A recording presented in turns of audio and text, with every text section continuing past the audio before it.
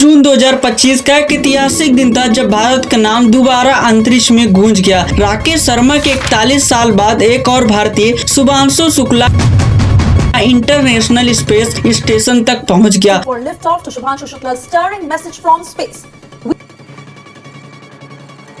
पूरा देश गर्व में डूब गया था। मीडिया ने हेडलाइन दी, भारत के बेटा अंतरिक्ष में। लेकिन क्या वाकई स्पेस में भारत की जीत थी या फिर इसके पीछे छिपा था एक सोची समझी अंतरराष्ट्रीय रणनीति? एक्सियम मिशन 4 एक ऐसा मिशन जिसे अमेरिका, एक्सियम स्पेस और नासा ने मिलकर डिजाइन किए थे। इस मिशन में भारत, पोलैंड और हंगरी को शामिल किया गया था, लेकिन पूरा कंट्रोल अमेरिका के हाथों में था। भारत की ओर से चुना गया वायुसेना के अधिकारी, न कि इसरो का कोई वैज्ञानिक या एस्ट्रोनॉट। इसरो का गगनयान मिशन सालों से टल रहा था, लेकिन शुभांशु को अचानक नासा की ट्रेनिंग मिलता है और एक अमेरिका की रॉकेट से अंतरिक्ष में भेजे जाते हैं। और यहीं से शुरू होता है असली प्रॉब्लम, जिसे मीडिया से छुपाया गया था। क्या आप जानते इस मिशन को लॉन्चिंग कई बार तकनीकी वजह से टाला जा चुका है। फ्लेकन 9 और ISS से जुड़ी तकनीक समस्या सामने आया है, जिनमें oxygen leak, battery issue, module ratio जैसे चिंता जताया गया था। 1.5 महीने की कड़ी क्वारंटीन में हुआ था। जिस मॉड्यूल से शुभांशु जुड़े थे वो पहले कुछ तकनीकी कमियों की वजह से बदनाम रह चुका था और कुछ रिपोर्ट्स के मुताबिक भारत से भेजा गया वैज्ञानिक उपकरण लॉन्च से पहले उसमें प्रॉब्लम सामने आया था। कई अमेरिका के वैज्ञानिक ने एक्सियम पर सवाल भी उठाए हैं, क्या एक वास्तविक वैज्ञानिक मिशन था या सिर्फ एक पेड प्रोफेशनल शो था? क्या भारत को सिर्फ नाम के लिए जोड़ा गया था ताकि अंतरराष्ट्रीय स्तर पर एक्सियम का नया पहचान मिल सके? और सबसे बड़ा सवाल, क्या इसरो को पीछे रख कर भारत के अंतरिक्ष कक्षाओं का अपमान किया गया? इस वीडियो में हम ये सब कवर करने वाले हैं, तो चलिए वीडियो को शुरू करते हैं। इससे पहले आपको चैनल को जरूर सब्सक्राइब कर लेना।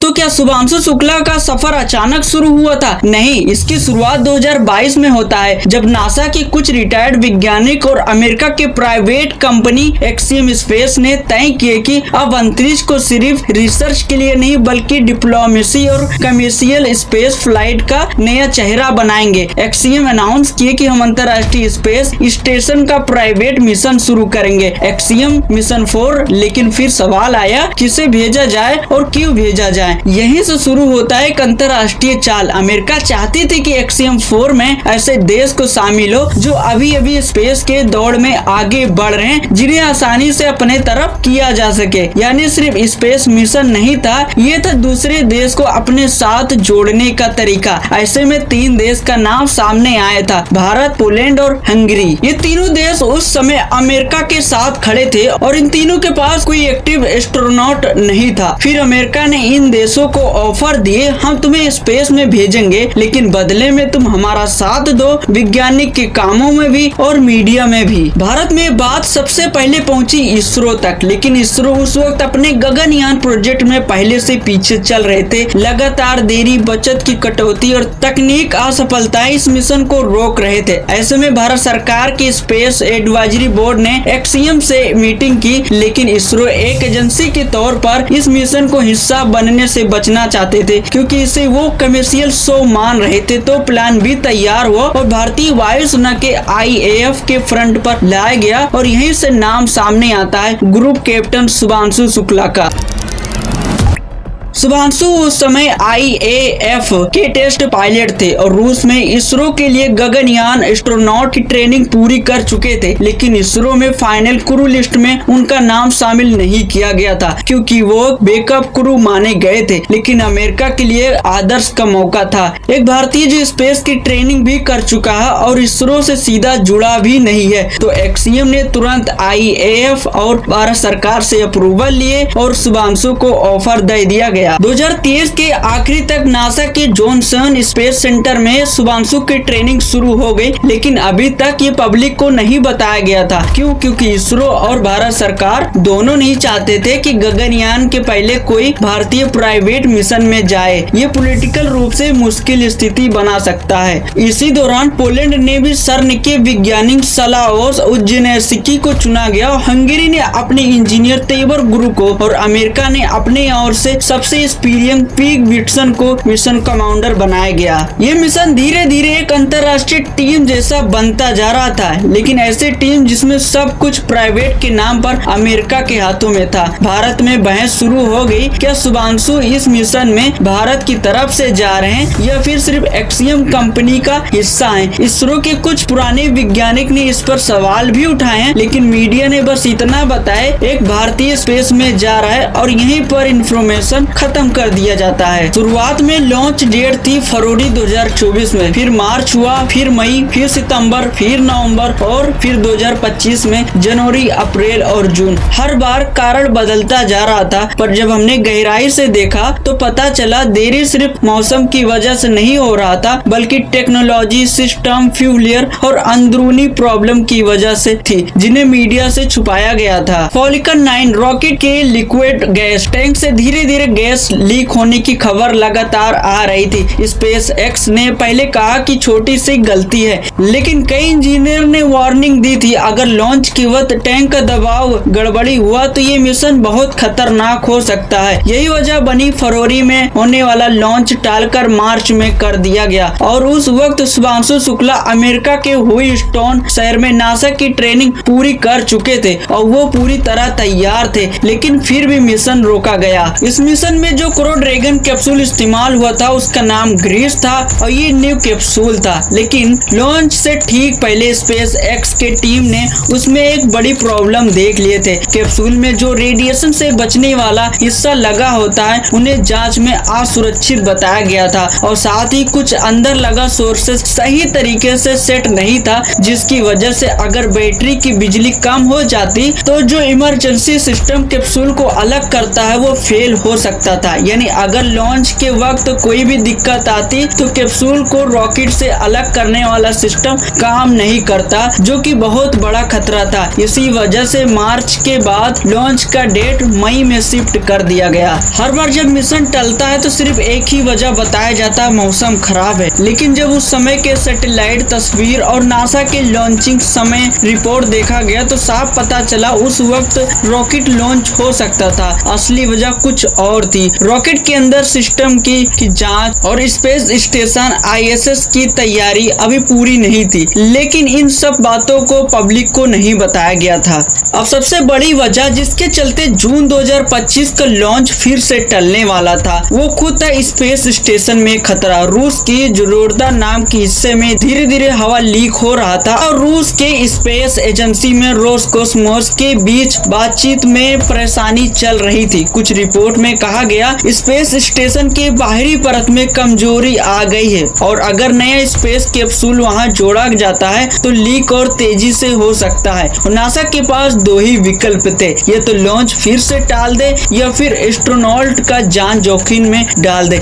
इसी वजह से लॉन्च की तारीख 11 जून 2025 से बढ़ाकर 25 जून 2025 कर दिया गया। शुभांशु शुक्ला तब तक 1.5 महीने से क्वारंटीन में रह चुके थे। मानसिक तनाव और कई चीज प्रॉब्लम झेलने को मिला था उनको, लेकिन फिर भी एक बार भी उन्होंने शिकायत नहीं की। भारत की तरफ से इस मिशन में जो वैज्ञानिक उपकरण भेजा गया था, जिससे माइक्रो लीकेज उगाने वाला किट, ग्लूकोज सेंसर, खाने कैसे पचाते हैं, उस समय पर टेस्ट करने वाला सिस्टम, वो लॉन्च से पहले 3 बार फेल हो गया था। इसी वजह से जो टीम इन्हें तैयार कर रहे थे उन्हें नासा के ह्यूस्टन लैब में बार बार बदलाव करना पड़ा। नासा ने भारत को इन उपकरणों को लॉन्च के लिए हरी झंडी दी जून के दूसरे हफ्ते में, यानी लॉन्च से 10 दिन पहले। अगर एक दिन भी डिले होता तो पूरा मिशन फिर से टल सकता था। अब तक आपने जाना एक्सियम मिशन 4 कोई साधारण मिशन नहीं था, बल्कि एक बहुत सोच समझकर बनाया गया अंतरराष्ट्रीय मिशन था। लेकिन अब बात करते हैं उस इंसान की जिसने भारत का झंडा इंटरनेशनल स्पेस स्टेशन तक पहुंचाए हैं। Group captain Shubhanshu Shukla.